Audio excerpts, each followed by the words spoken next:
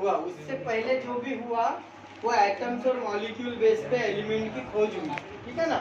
Atoms और molecules बने, जैसे नील्स बोर आया, जे थॉमसन आया, और पर्टिकुलर जेम्स चैडविक, रुदरफोर्ड आया, ठीक है ना, जेम्स चैडविक आया। तो इन लोगों ने क्या किए, सिर्फ न्यूट्रॉन क्या होता है, प्रोटॉन क्या होता है, इलेक्ट्रॉन क्या होता है, मॉलिक्यूल क्या होते हैं, एटम क्या होते हैं, आयनिक कंपाउंड क्या होते हैं, कोवैलेंट कंपाउंड क्या होते हैं, इनके बारे में ही इंफॉर्मेशन कलेक्ट की। बट किसी ने भी उसको क्लासिफाई करने का नहीं सोचा। बट 1829 में डोबेनियर आया, और डोबेनियर ने डिसाइड किया कि मैं इसको क्लासिफाई करूंगा। क्या करूंगा? क्लासिफाई करूंगा कि वेदर इट इज मेटल और नॉन मेटल, ठीक है ना। दो ही एलिमेंट थे उस समय, मेटल और नॉन मेटल, कि कौन से मेटल है कौन से नॉन मेटल है। और एक तीसरा निकल के आया मेटलॉइड, जो कि बहुत बाद में आया, ठीक है ना। उसके बारे में हम बाद में डिसाइड करेंगे। बट अभी आपको बता दूं कि जब डोबेनियर था तब उसने दो ही चीजों के बारे में किया। बट उसने उस समय ये नहीं सोचा कि भाई मैं इनको मेटल और नॉन मेटल में करूंगा। उसने क्या किया कि जो सेम प्रोडक्ट थे, मतलब सेम रिएक्शन देने वाले जो प्रोडक्ट थे, उनको आसपास रखा, और उसने बनाया डोबेनियर ट्रेड। क्या बनाया? डोबेनियर ट्रायड। और उसने क्या किया, तीन तीन के ग्रुप बनाए, तीन से ग्रुप बनाए, और वो तीन तीन के ग्रुप में उसने बताया कि जो पहला मेंबर है वो तीसरे मेंबर का जो मीन बनता है वो दूसरा मेंबर होता है। मतलब इसका एटॉमिक वेट 1 है और इसका एटॉमिक वेट 3 है, तो इन दोनों के एटॉमिक वेट का प्लस करके जब उसको 2 से डिवाइड करेंगे तो जो एटॉमिक वेट रहेगा वो बीच वाले का रहेगा। तो इस तरह से उसने अपने एलिमेंट्स को अरेंज किया। तो उसने पहला डोबेनियर ट्रेड बनाया, लिथियम, सोडियम और पोटेशियम, ठीक है। अब सोडियम का जो पर्टिकुलर एटॉमिक नंबर, एटॉमिक ये था, सॉरी लिथियम का जो था वो 7 था, ठीक है। और पोटेशियम का जो था वो 39 था। इन दोनों का प्लस करने के बाद होता है 46, 6, और 46 का हाफ करो तो 23, इसका आता है 23। तो देखो सारे एलिमेंट के वही है, लिथियम का 7 है, Na का 23 है, और K का 39 है। ये दोनों तीनों क्या है, मॉलिक्यूलर मास है। क्या है ये? Molecular mass. तो मॉलिक्यूलर मास के हिसाब से डोबेनियर ने क्या किया, अपने ट्रिपलेट बनाए, ट्राइड्स बनाए, और वो ट्राइड्स बनाने शुरू किए उसने। बट उसने ज्यादा नहीं, सिर्फ 3 ही ट्राइड्स बना सका। कितने बना सका? 3, कैल्शियम, स्ट्रोंशियम और बेरियम, ठीक है ना। कैल्शियम ये बेरियम। उसके बाद उसने एक और ट्राइड बनाया, क्लोरीन, ब्रोमीन और आयोडीन, क्लोरीन, ब्रोमीन और आयोडीन का। उसके बाद वो कोई ट्राइड बना ही नहीं सका, क्योंकि कोई ट्राइड ऐसा मिला ही नहीं उसको, राइट। तो उसने ये 3 ट्राइड बना के बस बता दिया कि भाई अब इससे ज्यादा क्लासिफिकेशन मैं नहीं कर सकता। तो डोबेनियर के ये ट्राइड थे, और इसकी खास बात ये थी कि भाई वो जो पर्टिकुलर ट्रिपलेट बना रहा था, वो ट्रिपलेट में पहले और तीसरे का जो मीन था वो दूसरे का एटॉमिक वेट था। अब उसने ये नहीं सोचा कि कौन सा मेटल है कौन सा नॉन मेटल है, just they put the triad and release the element triad. तो ऐसे करके उसने 3 ट्रायड, जैसे इसमें बेरियम, स्ट्रोंशियम और कैल्शियम है, तो कैल्शियम मेटल है, बेरियम क्या है? बेरियम मेटलॉइड्स है। मेरे को लगा मेटलॉइड्स है, ठीक है ना। मेटलॉइड्स भी नहीं बोल सकते इसको हम, ऐसा एलिमेंट है जो डुअल प्रॉपर्टी रखता है, मेटल और नॉन मेटल दोनों की, ठीक है ना। तो जनरली उसको मेटलॉइड ही बोलते हैं, बट उसमें मैक्सिमम प्रॉपर्टी जो होती है वो किसकी होती है? मेटल की होती है। इसलिए बेरियम्स को क्या बोल सकते हैं कि दे आर मेटेलिक एलिमेंट, और वो सिर्फ काय के काम में आता है, मेटेलिक हेवी एलिमेंट है, वो सिर्फ काय के काम में आता है, रेडियो एक्टिव थेरेपी के काम में आता है। बेरियम को हम कहीं भी यूज करेंगे तो वहाँ पे अगर एक्सरे है या सीटी स्कैन है या पर्टिकुलर सोनोग्राफी है, तभी हम बेरियम का यूज करते हैं, अदरवाइज बेरियम का यूज नहीं करते। इसको हेवी एलिमेंट बोलते हैं। इसको क्या बोलते हैं? हेवी। स्ट्रोंशियम का ज्यादा यूज नहीं है क्योंकि ये लेस रिएक्टिव है, strontium is also mixture, alloy है। और कैल्शियम तुमको मालूम है हाईली रिएक्टिव मेटल है, हाईली रिएक्टिव मेटल है। तो ये ऐसे ट्रायड बनाए जो कि बेमेल थे। क्या थे? बेमेल थे। किसी की भी कोई भी पर्टिकुलर प्रॉपर्टी एक दूसरे से मैच नहीं कर रही थी, सिर्फ उनके मॉलिक्यूलर मास में एक हार्मोनी थी कि पहले और तीसरे का एडिशन दूसरे का मीन था, दूसरे का मीन था। बस यही डोबेनियर ट्रायड के 3 ट्रायड बनाए उसने, और इससे उसने क्लासिफाई कर दिया मटेरियल को। और उसने ये सोचा ही नहीं कि आगे और भी एलिमेंट इन्वेंट होंगे, और उसने बस ये 3 ट्रायड बना के अपना क्लासिफिकेशन सबमिट कर दिया। ठीक है ना? तो डोबेनियर के इसमें खास बात क्या थी कि उसके जो ट्रायड थे वो हार्मोनी बेस थे, मतलब अरिथमेटिक मीन के बेस पे थे। पहले और तीसरे का जो एटॉमिक मास था उसका जो मीन था वो दूसरे वाले का एटॉमिक मास था। तो इस कारण से उसके ट्रेंड को बहुत ज़्यादा यूज किया गया लोगों ने। ठीक है ना? बाद में जो क्लासिफिकेशंस हुए डोबेनियर से रिलेटेड आगे के, वो डोबेनियर के ट्रेंड पे बनाने की कोशिश की गई, बट बहुत सारी चीज़ें मैच नहीं हुई। बाद में पता चला कि केमिकल क्लासिफिकेशन तो हुआ ही नहीं, ये तो सर टाइम पास चल रहा अरेंजमेंट करने का। ठीक है ना? जैसे हम क्लास में करते हैं, मैं मेरे दोस्त के पास बैठूंगा, राइट ना? फिर वो दोस्त तुम्हारे साथ बैठना चाहे या ना चाहे, तुमको बैठना है उसके पास, राइट ना? होता है ना? तुम बोलते हो कि मैं उसके पास बैठूंगा, और वो बोलता है कि नहीं बैठे तो ज्यादा अच्छा है।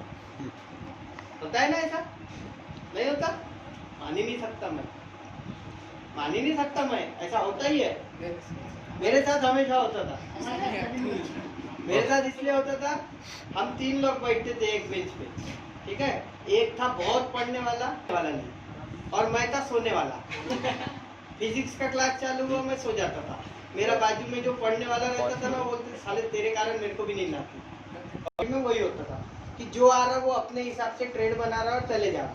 तो डोबेनियर को ये वर्किंग नहीं लगा, तो डोबेनियर ने इसको स्टॉप कर दिया, इसको वर्किंग करना स्टॉप कर दिया, और उसने फिर उसके ऊपर काम करना बंद कर दिया। तो उसके बाद आया न्यूलैंड। कौन आया? न्यूलैंड। तो न्यूलैंड आया, न्यूलैंड ने डोबेनियर ट्रेड को देखा कि अरे ये तो पर्टिकुलर वेस्ट हो रहा टाइम, केमिकल क्लासिफिकेशन तो हो ही नहीं रहा इसमें। तो उसने क्या किया, फिर न्यूलैंड ने अपना ऑक्टेव बनाया। क्या बनाया? ऑक्टेव। अब उसने क्या किया, वो म्यूजिक का बहुत प्रेमी था, तो उसने म्यूजिकल टर्म के हिसाब से उसने अपने 8 बनाए, मतलब पहला, दूसरा, तीसरा, चौथा, पांचवा, छठवां, सातवां, 8वें की जो प्रॉपर्टी थी वो पहले से मैच करती थी। 8वें की जो प्रॉपर्टी थी वो पहले से मैच करती थी। ठीक है ना? तो उसने कैसा बनाया, सा रे ग म पा, वो रहता ना सरगम से 7 सरगम, और फिर वापस से सानी दा पा मा गा रे, उल्टा आता वो। तो बस वही सिस्टम में उसने ऑक्टेव बनाया, बट वो ऑक्टेव बनाते बनाते उसका कैल्शियम के पास आके फेल हो गया। अब ये कैल्शियम सबसे बड़ा दुश्मन है साइंटिस्ट लोगों का। क्लासिफिकेशन में कैल्शियम के बाद जितने भी साइंटिस्ट आए वो पीरियोडिक टेबल में फेल हो गए। कैल्शियम तक सारी प्रॉपर्टी मैच करती है उनकी, और कैल्शियम के बाद कोई भी प्रॉपर्टी किसी से भी मैच नहीं करती। जस्ट उसको पुट ऑन कर दिया, भर दो, अब डब्बे को भर के खत्म करो। ठीक है ना? इस तरह से पर्टिकुलर पीरियोडिक टेबल बनना शुरू हुआ। तो ये ऑक्टेव में न्यूलैंड ने क्या किया, अपना ऑक्टेव तैयार किया। और न्यूलैंड ने जो ऑक्टेव तैयार किया उसमें उसने देखो किस तरह से रखा, हाइड्रोजन, फिर लिथियम, लिथियम के बाद बेरिलियम, हीलियम का है, बेरिलियम के बाद बोरॉन, हीलियम का है, बोरॉन के बाद कार्बन, कार्बन के बाद नाइट्रोजन, नाइट्रोजन के हीलियम, बाद ऑक्सीजन। ठीक है? उसके बाद वापस से फ्लोराइड, क्या किया उसने, fluoride, sodium, magnesium, aluminium, silicon, phosphorus, phosphorus, sulphur, ठीक है?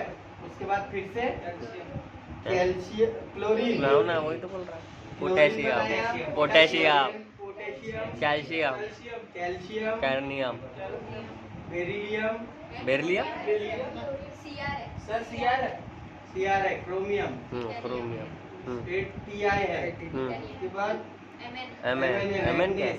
मैंगनीज, और आयरन, आयरन, कोबाल्ट, निकेल, उसके बाद क्या है? कोबाल्ट और निकेल। निकेल दोनों को एक साथ रख दिया, ऐसा कैसे? ठीक है। उसके बाद उसने कॉपर को रखा, उसके बाद उसने जी। जिंक को रखा, उसके बाद मालूम नहीं मेरे को भी। वाई, वाई मतलब अननोन, ठीक है। फिर ये अननोन, तीन भी अननोन है, ठीक है। एएस मतलब आर्सेनिक हाँ आर्सेनिक, और सेलिनियम, सेलिनियम। ऐसी मतलब सेलिनियम। सेलिनियम। और अब देखो इसमें मैं बेरेनियम, आपको बताता रुबिडियम। हूँ कि कहाँ क्या हुआ। यहाँ ये जो ग्रुप बना है ये प्रॉपर बना यहाँ तक, ठीक है ना। कॉपर जो है वो मेटल है और उसकी वैलेंसी जो है वो 2 है, बाकी ऊपर लिथियम, सोडियम और पोटेशियम की वैलेंसी 1 है, राइट। तो ये एक मिसमैच हो गया। कोबाल्ट और निकेल को एक ही क्लास में रख दिया, जबकि 2 एलिमेंट है, कभी एक हो ही नहीं सकते अकॉर्डिंग टू मैटर और according to law of physics. 2 different element never be same in atomic number और एटॉमिक मास, उसका एटॉमिक मास कभी भी सेम नहीं हो सकता। तो ये दोनों एक साथ आ ही नहीं सकते, तो यहाँ पे वो फेल हो गया। तो कैल्शियम के बाद उसने ये जो 3 चीजें लिखी। मैग्नीज, मैग्नीज एक ऐसा एलिमेंट है जो मैग्नेटिक फील्ड में अपने एटॉमिक मास को बढ़ा देता है, मतलब मैग्नीज के साथ अगर मैग्नेट रख दिया तो उसका एटॉमिक मास 2 गुना बढ़ जाता है, ठीक है ना। फिर चाहे उसमें इलेक्ट्रॉन हो चाहे ना हो, तो ये मैग्नीज भी नहीं आता। आयरन सल्फर के साथ रख दिया, जबकि आयरन मेटल है, sulphur non metal. Non metal है। सल्फर की और आयरन की प्रॉपर्टी एक दूसरे से मैच ही नहीं करती, फिर भी उनको उसी क्लास में डाल दिया, राइट। ये और ये एक दूसरे से मैच करते हैं, बट ये और ये एक दूसरे से मैच नहीं करते। वैसे सेलिनियम और फेरस एक दूसरे से मैच नहीं करते, फिर भी ऑक्टेव में क्लासिफाई कर दिया एक ही क्लास में उसको, ठीक है। उसके बाद यहाँ पे हाइड्रोजन जो है वो प्लस आयन है, फ्लोरीन और क्लोरीन जो है वो माइनस आयन है। अब वो उसने क्या बोला था कि पहले से 8वीं की जो प्रॉपर्टी है वो मैच करती है, तो मैच ही नहीं हो रही, यहाँ पे तो मैच ही नहीं हो रही। तो ये ऑक्टेव भी क्या हुआ, फेल हो गया, ठीक है ना। न्यूलैंड भी क्या हुआ, फेल हो गया अपने पर्टिकुलर क्लासिफिकेशन के लिए। देखो डोबेनियर ने जो क्लासिफिकेशन का बनाया वो उसने अपनी बुद्धिमत्ता के हिसाब से बनाया, न्यूलैंड ने जो ऑक्टेव बनाया वो उसने अपनी क्षमता के हिसाब से बनाया, समझ में आया। दोनों ने अपने तरफ से पूरी कोशिश की, ऐसा नहीं कि वो गलत है। अगर वो गलत रहते थे ना तो हमारे सिलेबस में हम उसको पढ़ते नहीं रहते। वो कहीं ना कहीं कुछ हद तक सही थे, बट वो कहीं कोई जगह पे ऐसी जगह अटके जहाँ पे उनके पास कोई ऑप्शन नहीं था, इलाज नहीं था, तो फिर उनको कुछ तो भी कंप्लीट करना था, इसलिए उन्होंने आगे कुछ तो भी कंप्लीट करके रख दिया। बट कैल्शियम तक सब ओके था, फिर सब बिगड़ गया। जैसे कैल्शियम तक देखो यहाँ की इसकी 2, इसकी 2, इसकी 2, इसकी 1, इसकी 1, इसकी 1, ये थोड़ा सा बिगड़ा हुआ है क्योंकि हाइड्रोजन सबको बिगाड़ दिया। तुमको बता दूं कि न्यूलैंड के बाद जितने भी साइंटिस्ट ने पीरियोडिक टेबल बनाया वो सब हाइड्रोजन के कारण फेल हो गए, क्योंकि हाइड्रोजन का मास जो है वो 1 है और उसका एटॉमिक नंबर भी 1 है, मास भी 1 है और एटॉमिक नंबर भी 1 है, जबकि कोई भी ऐसा एलिमेंट नहीं है जिसका मास और एटॉमिक नंबर सेम है। तो हाइड्रोजन एक ऐसा मॉलिक्यूल है जो पॉजिटिव के साथ भी रिएक्ट होता है और निगेटिव के साथ भी रिएक्ट होता है, मतलब वो हाइड्रोजन क्लोरीन के साथ भी जॉइंट होता और हाइड्रोजन किसी पर्टिकुलर पॉजिटिव इलेक्ट्रॉन के साथ भी ऐड होता है, ठीक है ना। तो ये दोनों चीजों के लिए इसेंशियल है, इसीलिए इसकी प्रॉपर्टी किसी से मैच होती नहीं। बट फ्लोरीन क्लोरीन की दोनों की प्रॉपर्टी एक दूसरे से मैच होती है। तो यहाँ पे ऑक्टेव में यहाँ तक पूरा राइट है, ठीक है।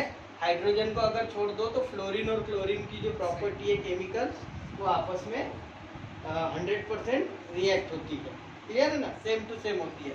वैसे एल्यूमिनियम और बोरॉन की प्रॉपर्टी मैच होती है, दोनों के 3 है, कार्बन और सिलिकॉन दोनों सेम है, 4 है, ये दोनों सेम है, नाइट्रोजन और फास्फोरस और ऑक्सीजन और सल्फर भी सेम है, ठीक है ना। इनकी यहाँ तक की प्रॉपर्टी मैच होती है, बट इसके नीचे की प्रॉपर्टी सब मैच नहीं होती। मतलब कैल्शियम तक सब ओके है, कैल्शियम के बाद सब डिसबैलेंस है, मतलब वो क्लासिफिकेशन का कोई अर्थ नहीं है। तो कैल्शियम तक पर्टिकुलर न्यूलैंड ने अपने आप को जस्टिफाई किया, but after calcium they could not justify there classification and they fail there classification. वो अपने क्लासिफिकेशन में फेल हो गया। अब इसकी क्लासिफिकेशन को फेल करने के बाद जो पर्टिकुलर न्यू आया वो आया मेंडेलीव। कौन आया? मेंडेलीव। और मेंडेलीव ने क्या किया, उसको केमिकल क्लासिफिकेशन किया। क्या किया? Chemical classification. उसने क्या क्लासिफिकेशन किया, उसने उन एलिमेंट के हाइड्राइड्स और ऑक्साइड्स के जो वो थे ओवर, उसके बेसिस पे उसका क्लासिफिकेशन किया। इसका क्या किया? हाइड्राइड और ऑक्साइड, ठीक है ना। उसके हाइड्राइड कैसे बनेंगे और उसके ऑक्साइड कैसे बनेंगे, उस बेसिस पे उसने क्या किया, क्लासिफिकेशन किया। समझ में आया? और उसने क्या किया, ऊपर एक कॉलम बनाया, वो कॉलम में दो क्लासेस बनाई। एक बनाई ऑक्साइड की क्लास और एक बनाई हाइड्राइड की, ठीक है। और उसमें उसने अपने हाइड्राइड और उसके डेरिवेटिव लिखे। ऊपर क्लास लिखा ग्रुप 1, ग्रुप 2, ग्रुप 3, ग्रुप 4, ऐसे करते करते उसने टोटल 8 ग्रुप बनाए। कितने? 8 ग्रुप। और 8 ग्रुप के हाइड्राइड और वो बनाए, जैसे कि R2O। R क्या है? एलिमेंट है, ठीक है ना। R जो है वो एलिमेंट है, और O जो है वो वहाँ पे फिक्स ऑक्सीजन का है, ठीक है। उसके बाद H में RH, ठीक है, हाइड्राइड्स और ऑक्साइड्स। जो मैंने आपको बताया कि H जो है वो बहुत सारे लोगों को काम बिगाड़ दिया, बट मेंडेलीव का काम इसने बना दिया। तो मेंडेलीव ने वैसे ही किया। उसके बाद RO, फिर RO2, ऐसे करके R2O2, R2O2, फिर बनाया उसने R2O7 और RO4, ऐसे करके उसने पूरे ग्रुप बनाए। टोटल 8 ग्रुप बनाए। उसमें कहाँ गड़बड़ी है? R3 में R2O3, ठीक है। ये है ग्रुप 3, 4, 5, 6। कहाँ पे R2O5 होना? 6th ग्रुप में, ओके। 5 में R2O5, फिर 6th में R2O2, 7th में R2O7 और 8th में RO4। इस तरह से ऑक्साइड ग्रुप बने, ठीक है।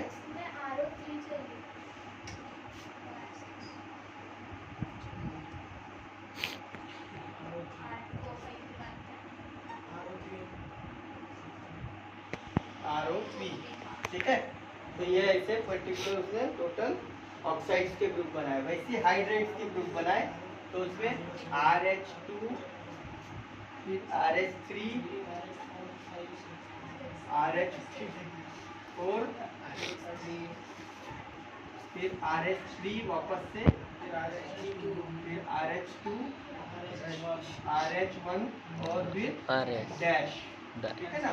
तो इस तरह से उसने ये डेरिवेटिव बनाए, और वो डेरिवेटिव पे जितने भी एलिमेंट अवेलेबल थे, जितने भी एलिमेंट, अब न्यूलैंड ने जो अपने डेरिवेटिव बनाए थे वो उसने 46 के हिसाब से बनाए थे, क्योंकि उस समय 46 एलिमेंट ही अवेलेबल थे।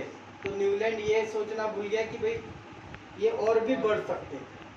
उसने फ्यूचर एलिमेंट्स के रिलेटेड कोई बॉक्स या कॉलम बनाया ही नहीं, कि भाई नया कोई एलिमेंट आएगा तो उसको कहाँ पुट करेंगे, उसको कहाँ क्लासिफाई करेंगे। तो न्यूलैंड का वो एक पर्टिकुलर ड्रॉबैक था, या बोल सकते उसका, क्या बोल सकते उसको, गलती, न्यूलैंड के ऑक्टेव के लिमिटेशन, ठीक है ना। तो लिमिटेशन थे न्यूलैंड ऑक्टेव के, वो ये भी थे कि उसने फ्यूचर एलिमेंट्स के बारे में सोचा ही नहीं। और इस गलती को ना दोहराते हुए मेंडेलीव ने वो चीज के लिए तैयारी की, ठीक है ना। और तैयारी करने के बाद उसने पहले ग्रुप बनाए, और यहाँ पे पीरियड्स बनाए। क्या बनाए?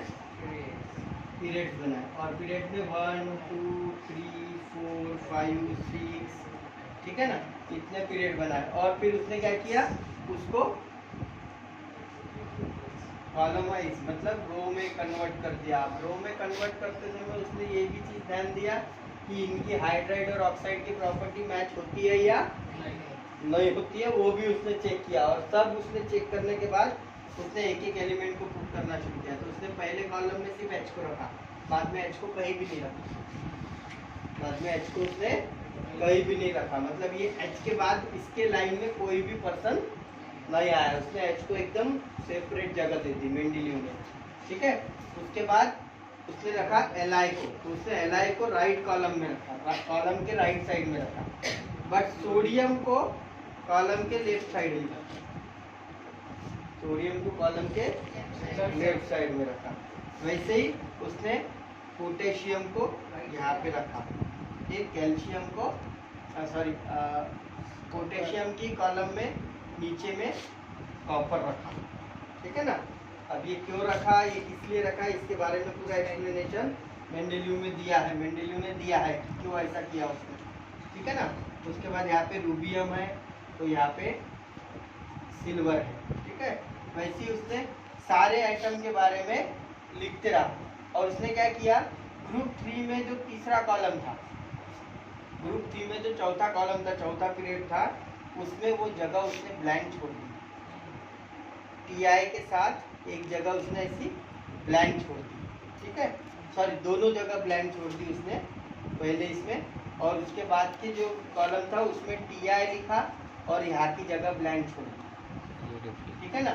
ऐसे करके उसने ये जो ब्लैंक जगह छोड़ी है, इसने किस लिए छोड़ी, कि उसने क्या बोला था कि भाई फ्यूचर में जो एलिमेंट आएंगे वो इस जगह पे फिक्स होंगे, इस जगह पे फिक्स होंगे। और उसने 3 एलिमेंट निकाले, आपका एल्यूमिनियम, आपका बोरॉन और आपका क्या था, 3 कौन से निकाले नहीं मालूम। उसने 3 एलिमेंट ऐसे निकाले जिसको उसने नाम दिया आपका बोरॉन, आपका एल्यूमिनियम और सिलिकॉन, आपका सिलिकॉन, ठीक है ना।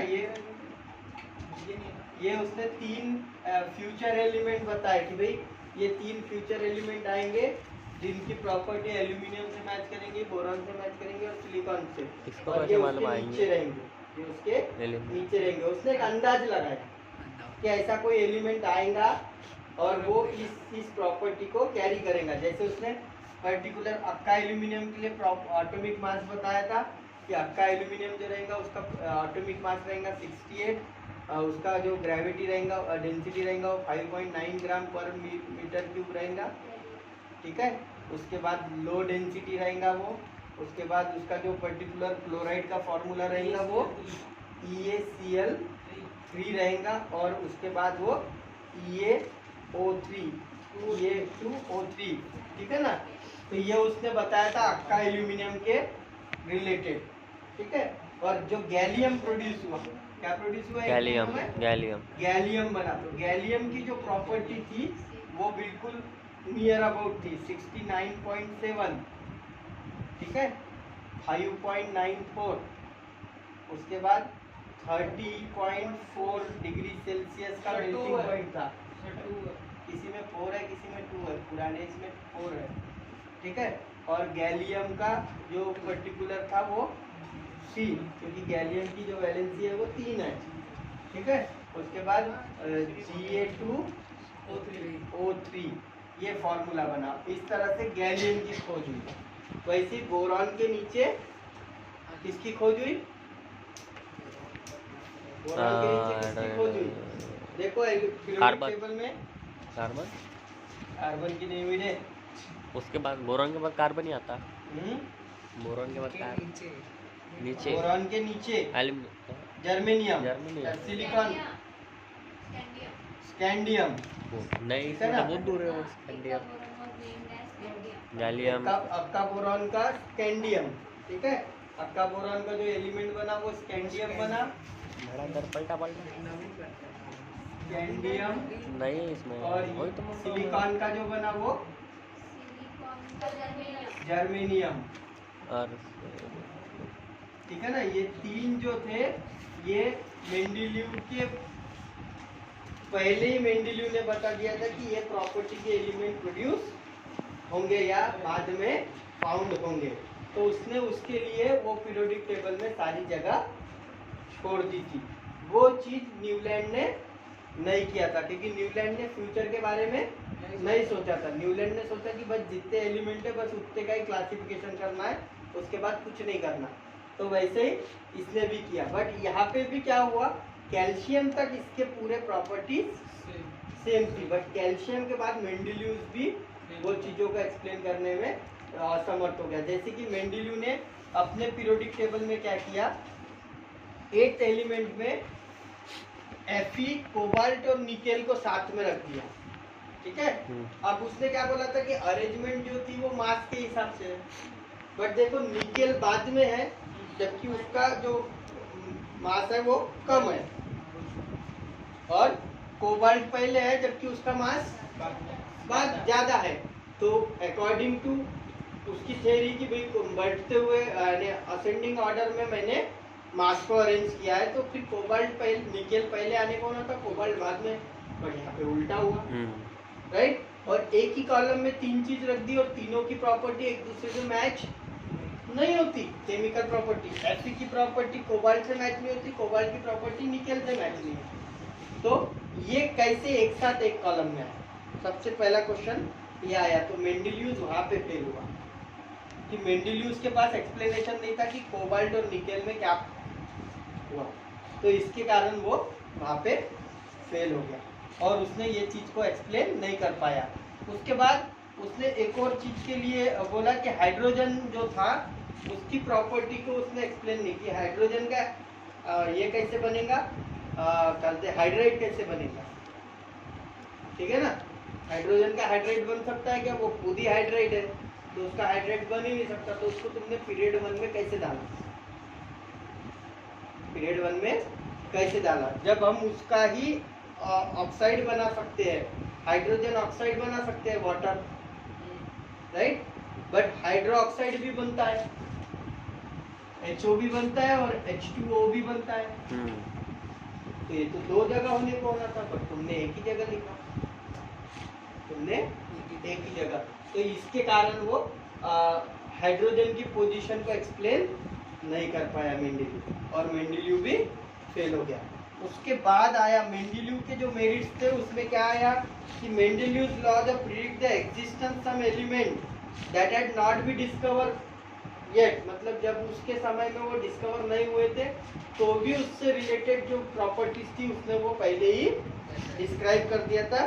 जिसमें बाद में वो डिस्कवर एलिमेंट कौन से थे, गैलियम, स्कैंडियम और जर्मेनियम। ठीक है ना, जो आपका एल्यूमिनियम था वो गैलियम बना, जो आपका बोरॉन था वो स्कैंडियम बना, और जो आपका सिलिकॉन था वो जर्मेनियम बना।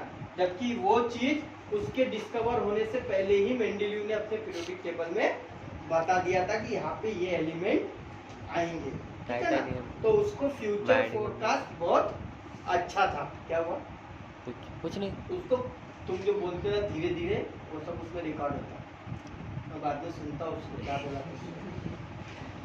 तो पर्टिकुलर जो भी पर्टिकुलर चीजें होती है ना ये तो ये पहले से ही डिस्कवर कर दिया, मतलब उसको फ्यूचर फोरकास्ट था कि भाई ये इतने ही एलिमेंट नहीं है और भी एलिमेंट आने वाले हैं। तो इस तरह से मेंडेलीव ने पहला मेरिट वो दिया। दूसरा मेरिट क्या दिया, Mendeleev periodic table could predict the properties of several element on their basis of their position. Periodic table के पोजीशन के हिसाब से उसने उस एलिमेंट की केमिकल प्रॉपर्टीज को भी डिराइव कर दिया या एक्सप्लेन किया। तो इससे क्या हुआ, हमको उसके ओवर्स बनाने में या उसके ओवर्स को आइडेंटिफाई करने में आसानी हुई। हमको पता चला कि हाँ ये R2O3 है, मतलब ये ऐसा प्रोडक्ट है जिसकी वैलेंसी 3 है, ऐसे प्रोडक्ट है जिसकी वैलेंसी 3 है। तो यहाँ पे जो भी प्रोडक्ट आएंगे उनकी वैलेंसी 3 होंगी। तो ये चीज के लिए हमको मालूम पड़ गया, मतलब उसकी केमिकल प्रॉपर्टी से हमने उसके पीरियोडिक क्लासिफिकेशन को आइडेंटिफाई कर लिया। तो ये मेंडेलीव का एक और मेरिट था। तीसरा मेरिट था मेंडेलीव का, Mendeleev periodic table could accommodate the noble gas. Noble gas जब तैयार हुए या नोबल गैस जब आए, तब वो नोबल गैस को उसने एक पर्टिकुलर पोजीशन दिया, दैट इज 8 नंबर। कौन सी पोजीशन दिया उसको? 8 नंबर की, जहाँ पे एच का कोई भी नॉमिनेशन नहीं था, मतलब जीरो वैलेंसी वाले जो प्रोडक्ट है उनको एक अलग क्लास डिफाइन किया, उनको एक अलग क्लास में क्लासिफाई किया। वो उसको समझती कि भाई नोबल गैस जो होते हैं वो नॉन रिएक्टिव गैस होते हैं, उनका कोई एक अलग कॉलम होने को। तो ये मेंडेलीव ने वहाँ पे एक्सप्लेन किया। इस कारण से वो अरेंजमेंट बनाई। ये जो अरेंजमेंट थी ये इसलिए बनाई क्योंकि ये हायर है, ये लोअर है, ये हायर है, ठीक है, ये हायर है, इसकी रिएक्टिविटी इससे ज़्यादा है, इसलिए ये राइट साइड में। हमारा देखो, हम जब काम करते हैं तो हमारा जो भी पर्टिकुलर वर्किंग हैंड होता है ना, वो ज़्यादा मोर पावरफुल होता है as compared to non working hand. अगर तुम लेफ्टी हो तो तुम्हारा लेफ्ट हैंड में बहुत ताकत होती है, बट अगर तुम राइटी हो तो तुम्हारे राइट हैंड में बहुत ताकत होती है, लेफ्ट हैंड में कम होती है। मतलब तुमको बोला कि लेफ्ट हैंड से कोई चीज़ उठाओ तो तुम उसको आसानी से नहीं उठा सकते क्योंकि उसमें उतनी ताकत नहीं होती। वही अगर तुम बोलोगे कि इसी चीज़ को राइट हैंड से उठाओ तो तुरंत उठा लेगा, उसमें वो ताकत होती है। तो यही चीज़ उसने बताई कि जो पर्टिकुलर हाईली रिएक्टिव होता है वो हमेशा राइट साइड में रहेगा और जो लेस रिएक्टिव होता है वो हमेशा लेफ्ट साइड में। इसलिए हाइड्रोजन सेंटर में लिखा, लिथियम को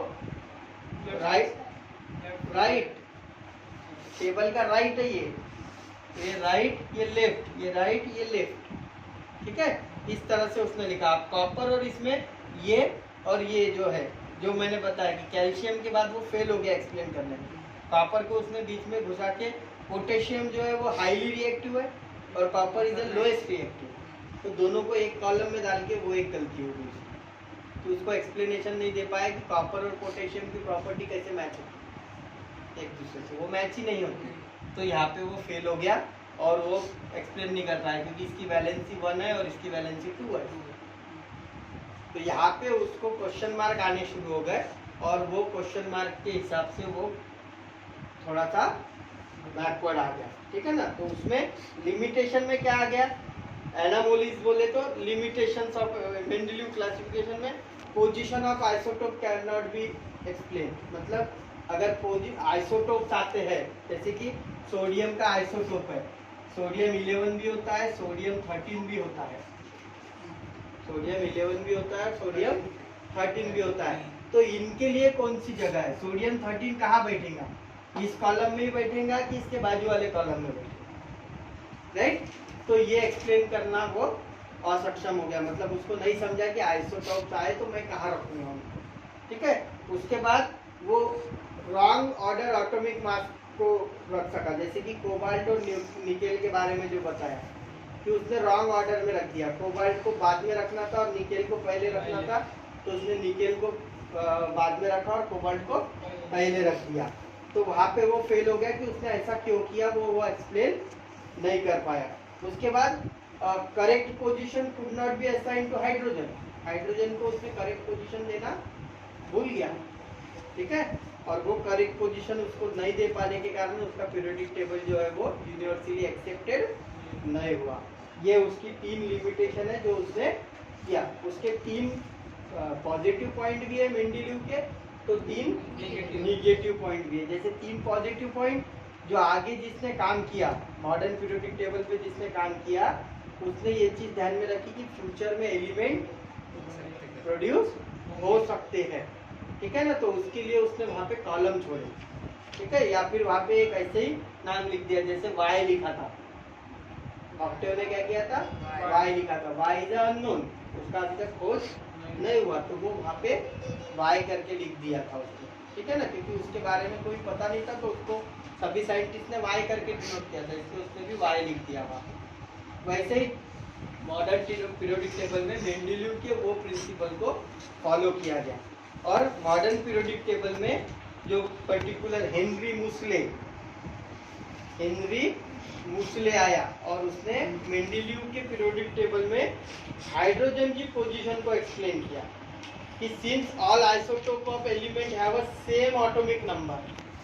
अभी तक ये तीनों भी जो थे साइंटिस्ट, लोबेनियर, न्यूलैंड और मेंडेलीव, तीनों भी किस पे काम कर रहे थे?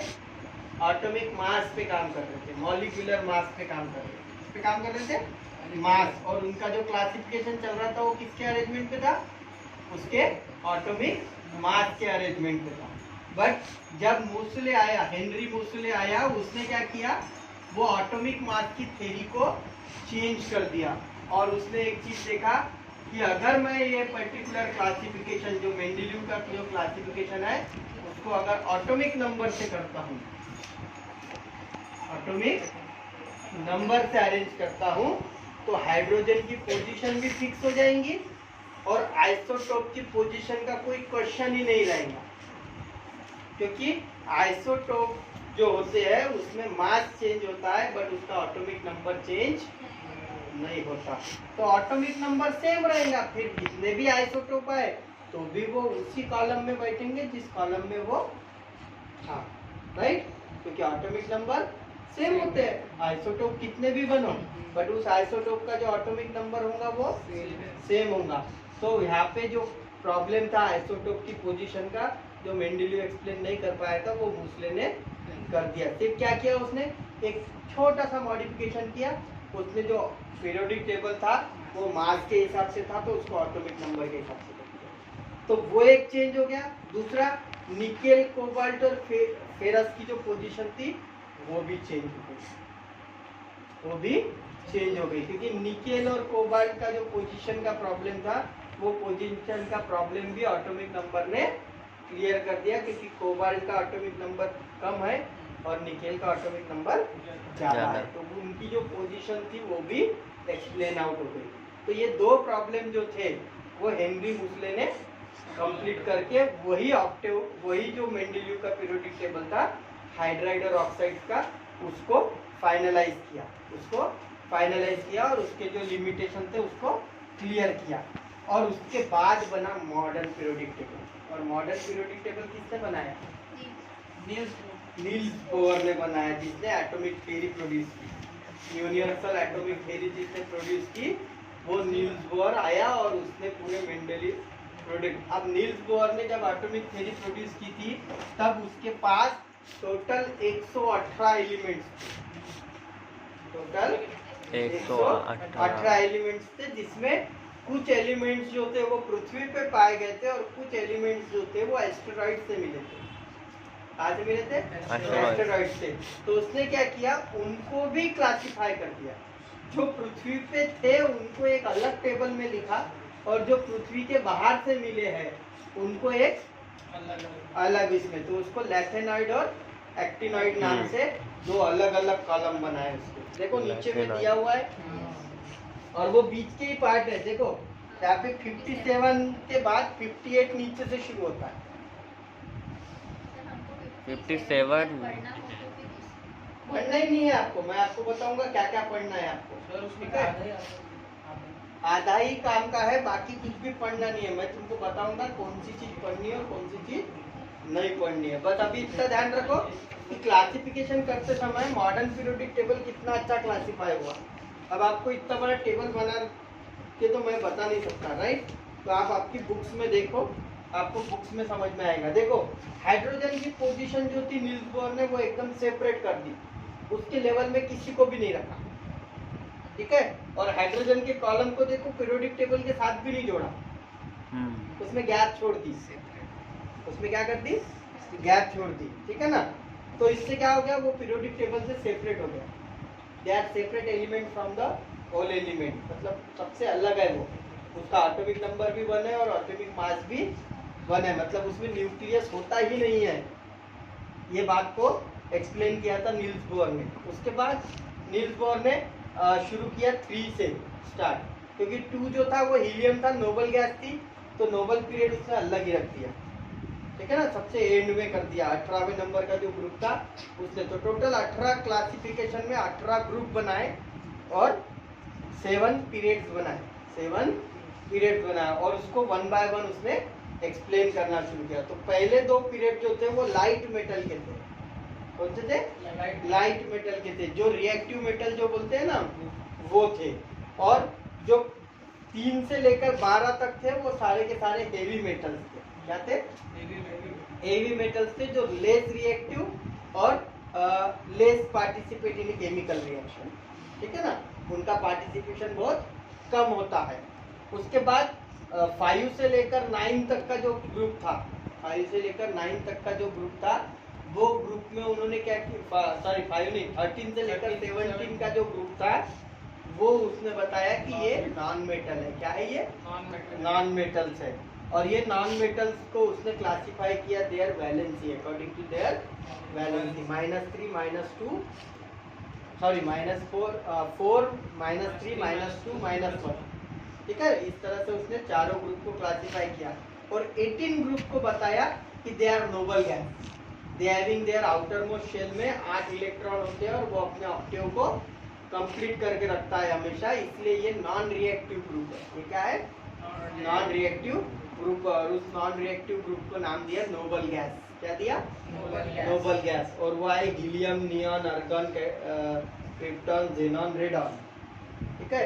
उसके नीचे का जो है UuO, वो अननोन है, अभी तक उसके बारे में कोई खोज नहीं हुई। वैसे ही देखो, राइट फ्रॉम 110 से लेकर तो 1118 तक के जो एलिमेंट है, they are unknown, they are unknown, उसका अभी तक खोज नहीं हुआ, याद रखो, ठीक है ना। नील्स बोर ने जस्ट उसको पुट ऑन कर दिया कि ये एलिमेंट आएंगे तो हम इस जगह पे रखेंगे, बट उसका नाम और उसका कुछ भी अता पता अभी तक नहीं लगा। तो वो अभी भी वो 118 एलिमेंट तो है, बट उसके बारे में इंफॉर्मेशन नहीं है।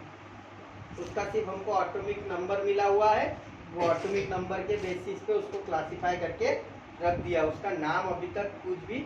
अब जो भी साइंटिस्ट उसको नेमिंग करेगा या उसके बारे में इंफॉर्मेशन निकालेगा, उसके नाम से वो रख दिया जाएगा। जैसे यहाँ पे बहुत सारी चीजें जो साइंटिस्ट के नाम पे रखी गई है, आपको बता दूं, जैसे कि एक यहाँ पे क्यूरीज, मेरी क्यूरी के नाम से एक नाम है, उसके बाद एक आइंस्टाइन के नाम से नाम है, एक फैराडे के नाम से है, बहुत सारे ऐसे नाम है जिसमें साइंटिस्ट का नाम यूज किया गया है, ठीक है ना। क्योंकि मेरी क्यूरी ने फाउंड आउट किया था, इसलिए MU या MC समथिंग CU करके है, ठीक है ना। तो मेरी क्यूरी के नाम से आया कुछ एलिमेंट, कुछ एलिमेंट को आइंस्टाइन ने प्रोड्यूस किया तो आइंस्टाइन के नाम से आया, ठीक है ना। या फिर उनको क्या कर दिया, डिक्लेयर कर दिया कि भाई ये आइंस्टाइन को भी ये करता है, क्या बोलते, उसके नाम से उसको एक बोलते ना, हमने शो कर दिया। जैसे हम किसी भी चीज को दादा फाल्के अवार्ड बोलते, तो वो दादा फाल्के ने बनाया, ऐसा है कि नहीं, वो सबसे पहला अभिनेता था इसीलिए। तो वैसे आइंस्टाइन सबसे पहला साइंटिस्ट था, इसलिए उसके नाम से उसको एक क्या बोलते हैं उपाधि देना, तो उसके नाम से एक नोबल गैस दे दी या एक नोबल एलिमेंट दे दिया और उसका नाम आइंस्टाइन के नाम से रख दिया। तो इस तरह से ऐसे कई पर्टिकुलर एलिमेंट है जिसके नाम साइंटिस्ट के नाम पे रख दिए गए, क्योंकि उसके बारे में अभी तक कोई इंफॉर्मेशन नहीं है। तो ये था मॉडर्न पीरियोडिक टेबल में पहले 3, जो अभी मॉडर्न पीरियोडिक टेबल हम कल देखेंगे पूरा डिटेल में, क्या पीरियड किस तरह से अरेंज किए, ग्रुप किस तरह से अरेंज किए, ऐसा क्यों किया, बीच में हेवी मेटल के ग्रुप को नीचे क्यों डाला, उसको ऊपर लेवल पे क्यों नहीं रखा, ये सब चीज़ों के बारे में हम कल बात करेंगे।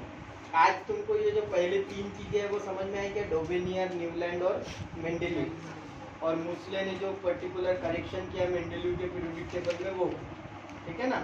मूसले के जो पर्टिकुलर आइडिया था एटॉमिक नंबर का, उसी आइडिया को नील्स बोर ने अपने मॉडर्न पीरियोडिक टेबल में यूज किया।